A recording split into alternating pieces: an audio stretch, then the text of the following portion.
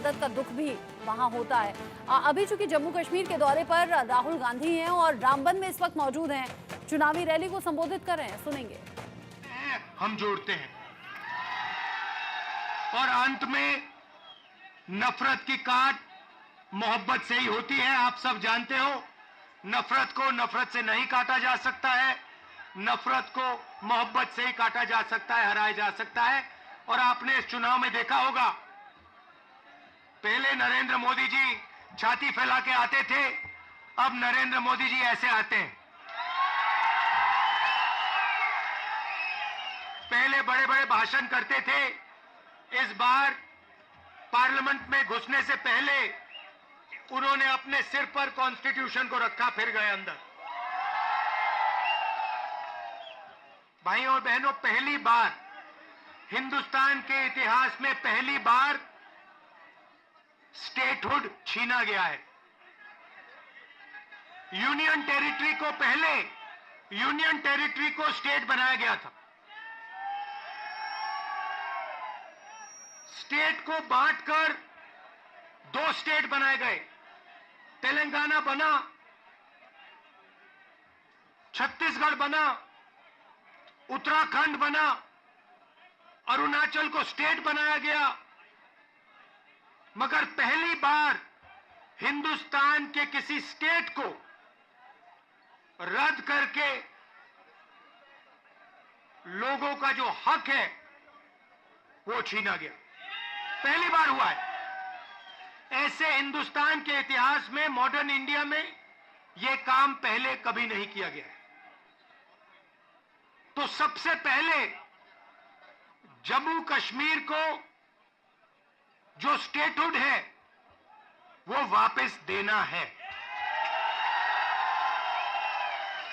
क्योंकि आपका सिर्फ स्टेट नहीं छीना गया, आपके अधिकार, आपका धन, सारा का सारा आपसे छीना जा रहा है। 1947 में हमने राजाओं को हटाकर लोकतांत्रिक सरकार बनाई, हमने देश को कॉन्स्टिट्यूशन दिया। आज जम्मू कश्मीर में राजा बैठा हुआ है, उसका नाम एलजी है, मगर वो है राजा। और जो आपका धन है आपसे छीना जा रहा है, बाहर के लोगों को दिया जा रहा है, चाहे वो आपके कॉन्ट्रैक्ट्स हो, सारा का सारा फायदा बाहर के लोगों को मिल रहा है और जम्मू कश्मीर के लोगों से छीना जा रहा है। तो हमारा पहला कदम जम्मू कश्मीर को स्टेटहुड वापस देने का होगा। हम चाहते थे कि चुनाव से पहले आपको स्टेटहुड मिले और स्टेट बनने के बाद चुनाव हो। बीजेपी ये नहीं चाहती है और उन्होंने कहा है कि पहले चुनाव होगा और उसके बाद स्टेटहुड की बात होगी। और हम कह रहे हैं कुछ भी होगा, जम्मू कश्मीर के लोगों को स्टेटहुड हम दिलवाएंगे। बीजेपी चाहे ना चाहे, इंडिया गठबंधन इतना दबाव डालेगी कि जम्मू कश्मीर के लोगों को स्टेटहुड देना ही होगा।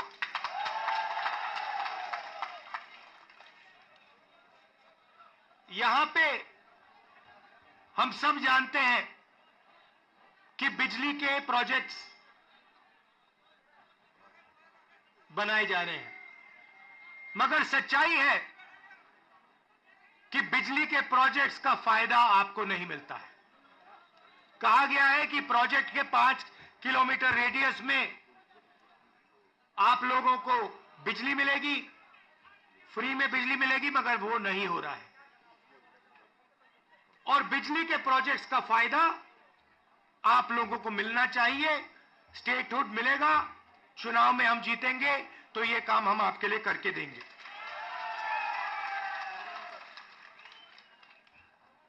आप देश के लोगों को बिजली दे रहे हो और आपके जेब में से बिजली का पैसा लिया जा रहा है, छीना जा रहा है, ज्यादा रेट देते हो आप, ये अन्याय है, इसको हम ठीक करेंगे।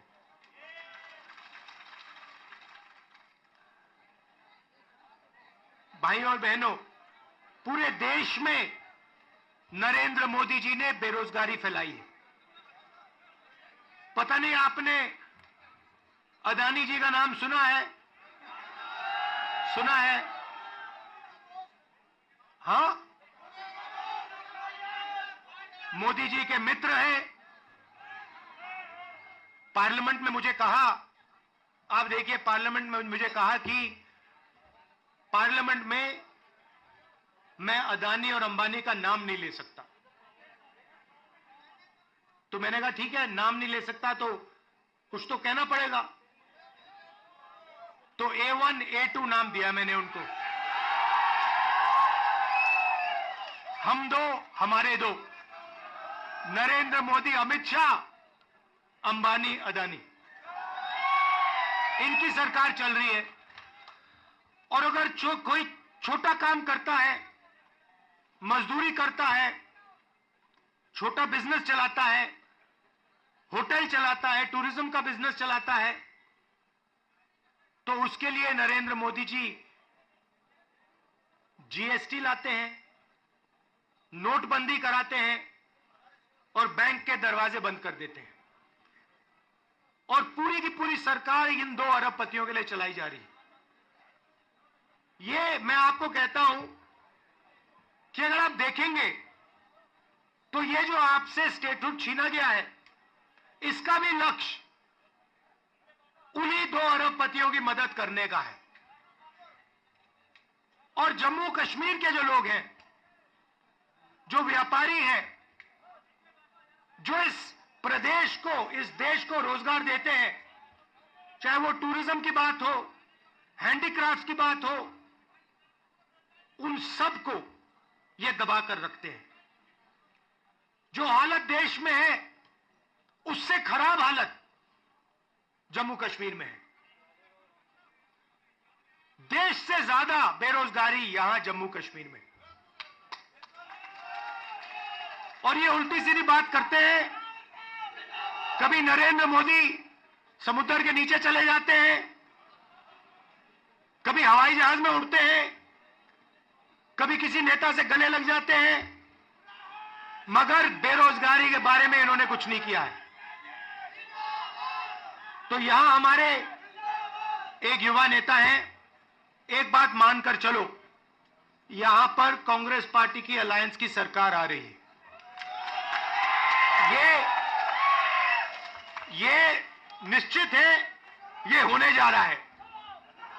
और हमारा पहला काम, हमने नेशनल मैनिफेस्टो में कहा और मैं यहां भी कह रहा हूं, जो भी सरकारी वैकेंसीज हैं उनको हम भरेंगे और एज को हम 40 साल तक एक्सटेंड कर देंगे।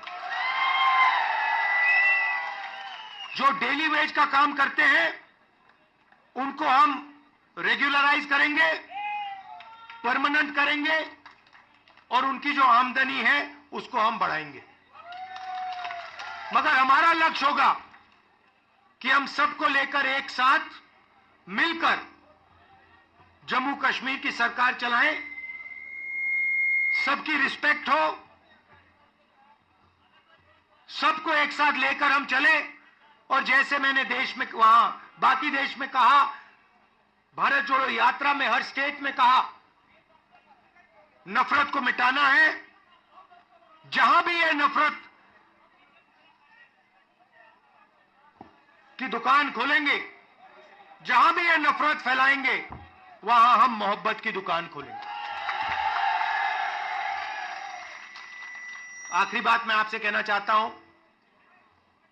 इतनी सुंदर जगह है, चुनाव के बाद मुझे यहां आना पड़ेगा। और ये जो आपने वकार जी कर्रा साहब, ये आपने जो मेरा 45 मिनट का प्रोग्राम यहां बनाया है, यह आपने मुझे ठग लिया। यहां पे कम से कम 1 दिन, 2 दिन, 3 दिन का प्रोग्राम बनना चाहिए। मुझे ऐसी जगह देखने को नहीं मिलती है। ऐसे प्यारे लोग कम से कम यहां मुझे 2-3 दिन के लिए लाइए और यहां घुमाइए।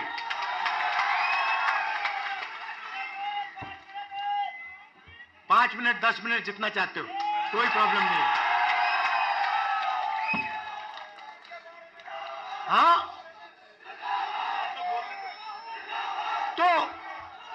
तो आपने देखा होगा, पहले कहा कि नरेंद्र मोदी को, बीजेपी को कोई हरा नहीं सकता। नरेंद्र मोदी जी कहते हैं, भैया मेरी डायरेक्ट लाइन है, भगवान से मैं डायरेक्ट बात करता हूं। और वो भी देश की मीडिया को बोल रहे हैं। अगर कांग्रेस पार्टी का कोई आए मेरे पास, जैसे कर्रा साहब आए या वकार आए और कहें कि भैया मैं डायरेक्टली भगवान से बात करता हूं, मैं उन्हें कहूंगा भैया ऐसे करो, आप ये बात बाहर मत गलती से बोल देना, नुकसान हो जाएगा, लोग पता नहीं क्या कहेंगे। मगर नहीं, देश का प्रधानमंत्री जा सकता है, कह सकता है भैया मैं नॉन बायोलॉजिकल हूं, बाकी हिंदुस्तान बायोलॉजिकल है, बाकी हिंदुस्तान बायोलॉजिकली पैदा हुए, मैं नॉन बायोलॉजिकल हूं, मैं डायरेक्ट भगवान से बात करता हूं। और इस चुनाव में भगवान ने नरेंद्र मोदी को डायरेक्ट मैसेज दे दिया कि भैया आपको लगता है कि आप भगवान से बात करते हो, मगर भगवान आम जनता से बात करता है और भगवान आम जनता की राय को सुनकर काम करता है। तो हमने नरेंद्र मोदी को साइकोलॉजिकली उड़ा दिया है। मैं आपको बता रहा हूं, मैं पार्लियामेंट में बैठता हूं, उनके सामने पार्लियामेंट में बैठता हूं, पूरी कॉन्फिडेंस गायब हो गई उनकी। इंडिया गठबंधन खड़ा हो गया, एक साथ मिलकर हम लड़े, पूरी की पूरी कॉन्फिडेंस हिंदुस्तान के प्रधानमंत्री की गायब हो गई है। आप मुझे बताओ, आप देखो, उन्होंने पहले कहा कि जाति जनगणना नहीं होगा, हमने कहा जाति जनगणना होगा। अब आरएसएस के लोग कह रहे हैं भैया जाति जनगणना सही बात है। फिर वो उन्होंने कहा कि हम लैटरल एंट्री से बाहर के लोगों को सरकार में लाना चाहते हैं। हमने कहा ऐसे नहीं होगा। पार्लियामेंट में बात उठाई, थोड़ा सा दबाव डाला, बीजेपी के लोग कहते हैं नहीं भैया लैटरल एंट्री नहीं होगी। तो अब एक बात समझ लो, अब नरेंद्र मोदी हिंदुस्तान की जनता से डरते हैं और अब बस थोड़ा सा समय बचा है, नरेंद्र मोदी, बीजेपी, इनको हम सरकार से हटा देंगे।